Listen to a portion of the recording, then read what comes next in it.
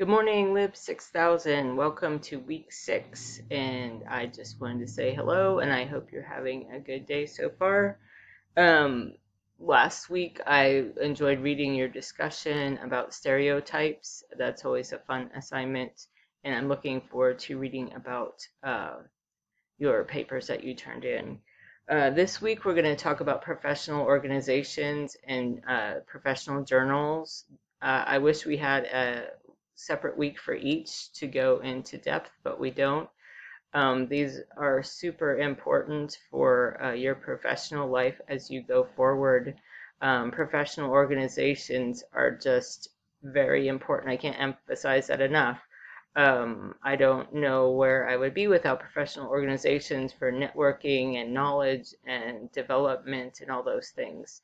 Um, so we will work on looking up several organizations and learning about them. I did find a new one this week that I guess I just missed or something, but it's not on the assignment, but I wanted to tell you about it. It's the ARSL, the Association of Rural and Small Libraries. Um, Rural and small libraries have different needs than libraries in cities and larger areas. So they apparently have their own association. They do, by and large, belong to PLA and ALA as well, but they have their own conference where they can focus on just the issues in rural and small libraries. It was just in Burlington, Vermont, which is one of my favorite places. And next year, it looks like the conference will be in Wichita, Kansas, which I'm not sure is one of my favorite places, but they have a really good Red Robin in Wichita. Um, I just wanted you to be aware of that association that hasn't been in the lesson, and I didn't want to omit that. I'm looking forward to investigating that one further. Um, Also, journals, professional journals. This is how we communicate in our profession, um, and we're peer reviewed and all of that great stuff. It's just important to read these and know what they are.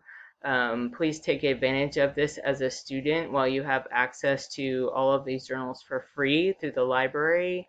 To buy them individually is pretty expensive, and most people wouldn't do that.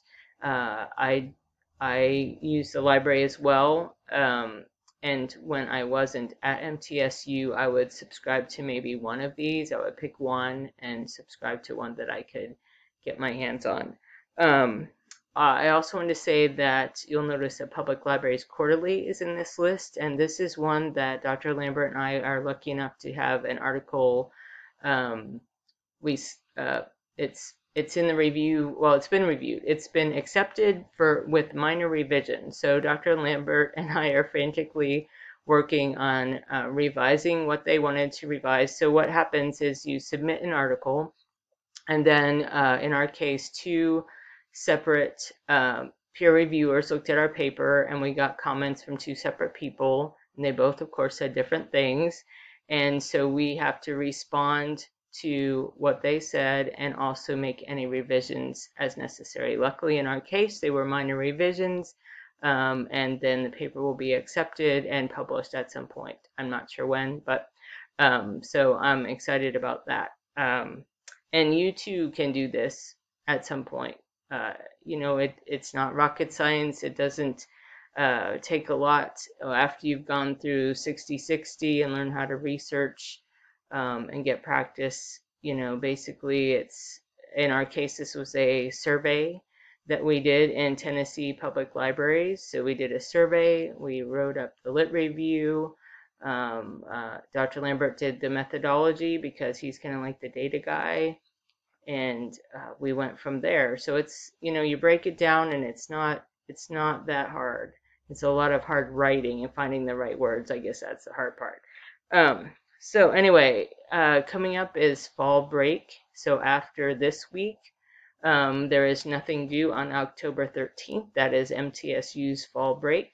And so the next assignment will be due on October 20th. So I know that this doesn't coincide with all of your fall breaks, if you indeed get one, but this is when MTSU's fall break is. So use that time to work ahead or work on your exit portfolio or something like that. And I hope you have a great week.